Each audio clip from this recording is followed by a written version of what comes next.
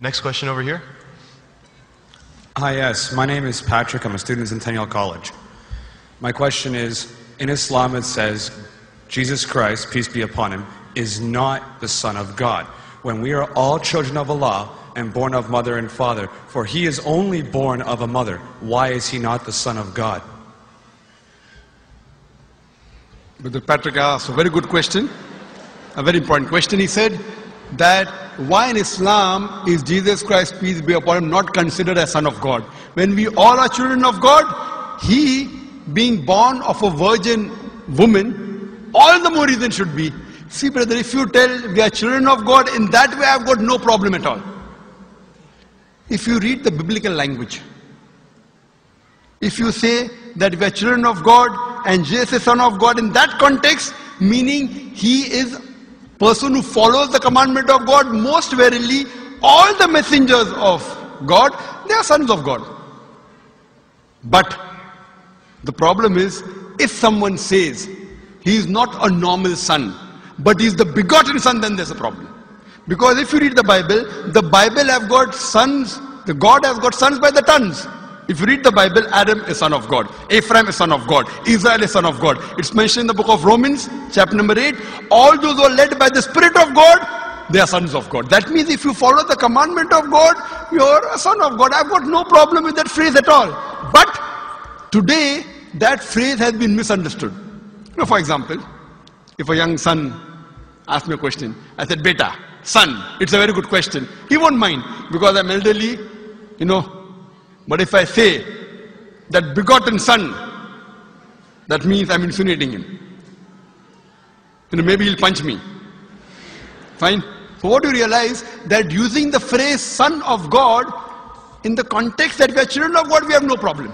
So in that context, all the human beings who follow the commandments of God can be called children of God. No problem. But what the Christian says, that no, Jesus Christ, peace be upon him, is not a normal son. And he quotes Gospel of John, chapter number 3, verse number 16. For God so loved the world that he gave his only begotten son. Whosoever believeth in him shall not die but have everlasting life. Correct, brother? So do you believe Jesus is the begotten son of God? I do. You believe, fine. Now this verse which I quoted, Gospel of John, chapter number 3, verse number 16, it's from King James Version. For God so loved the world that he gave his only begotten son. Whosoever believeth in him shall not die but have everlasting life. Now when you read the Revised Standard Version of the Bible, revised by Thaidu scholars, Christian scholars of the highest eminence, backed by 50 different cooperating Christian denominations, they say that this word begotten is an interpolation, it's a fabrication, it's a concoction, it's an adulteration. Who's saying? Not Muslims, not Hindus. Thaidu Christian scholars of the highest eminence in the Revised Standard Version of the Bible, they say begotten is an interpolation, it's a fabrication, it's a concoction, and they're thrown out of the Bible. So if you say Jesus is Son of God, like Adam, like Ephraim, like Israel, I have no problem. The moment you say begotten, I want to ask you the question, what is the meaning of begotten? Brother, what is the meaning of begotten? You know, begetting is an animal act. It's the function of lower animals of sex.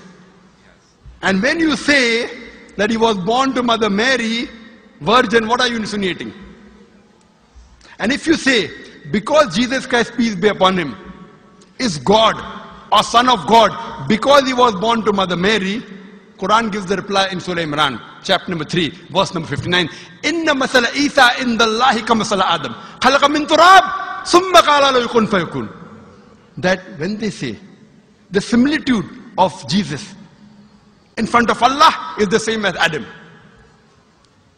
They were born from dust and said, be and it was. If you say that Jesus Christ is God because he had no father and only mother, then Adam, peace be upon him, is a greater God. He had no mother and no father according to the Bible.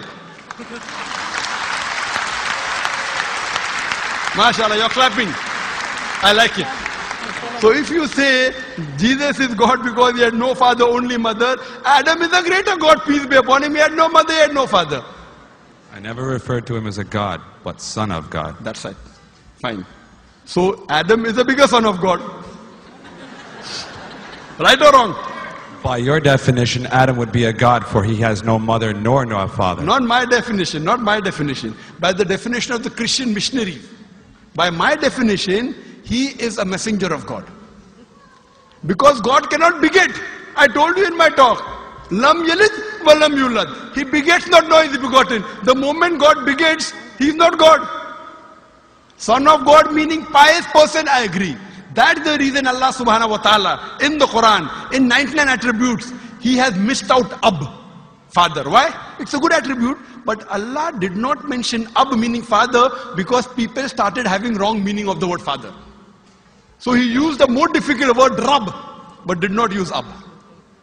Logically it's fine, but Almighty Allah subhanahu wa ta'ala purposely did not use the attribute Ab in the Quran because people will misunderstand.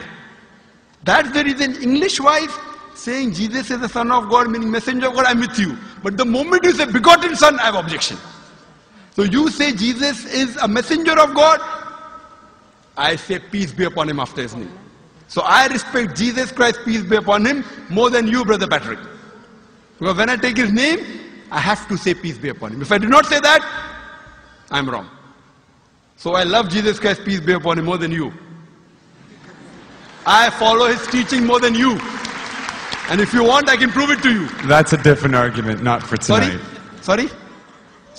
That's a different argument and not for tonight. Okay, fine. I'll give you a few things. Jesus Christ, peace be upon him. Fine? If you read the Bible, he was circumcised on the 8th day. Fine? Majority of all the Muslims are circumcised, the Christians aren't.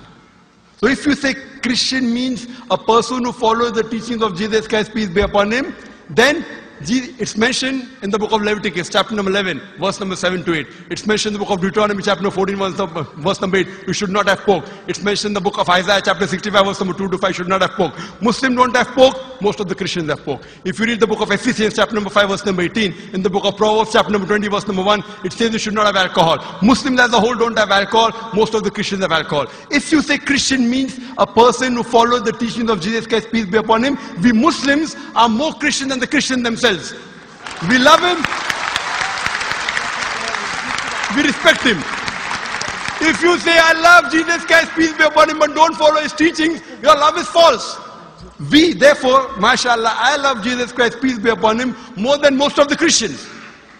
Because I follow his teachings, I respect him, I revere him. And Jesus Christ also said, in the Gospel of John, chapter number 16, verse number 11 to 14, I have many things to say unto you, but ye cannot bear them now. For he, when the Spirit of truth shall come, he shall guide you unto all truth. He was talking about Prophet Muhammad to come. So Jesus Christ, peace be upon him, said, you have to believe in the last and final messenger, Prophet Muhammad sallallahu alaihi wasallam. So even that way I'm following Jesus Christ, peace be upon him. I believe in Prophet Muhammad. Do you believe in Prophet Muhammad as the messenger of God? I do. MashaAllah. Now you're more closer to... Allahu Akbar. Allahu Akbar. Now he wants to say the Shahada, and then we will move on and say Ashhadu an La ilaha illallah wa ashhad an Muhammad Rasulullah. Allah. I'm more excited than him. Allahu Akbar. Allahu Akbar. Allahu Akbar. Allahu Akbar. Allahu Akbar.